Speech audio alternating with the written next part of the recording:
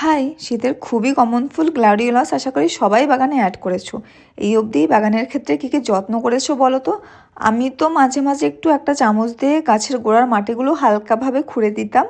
আর যখন দেখেছি এর ফুলের যে স্টিকটা হয় না, ওটা জাস্ট বেরোনো স্টার্ট হয়েছে, তখন গাছের গোড়ায় ওই এক মুঠোর মতো গোবর সার মাটিতে একটু খুঁড়ে দিয়ে দিয়েছিলাম।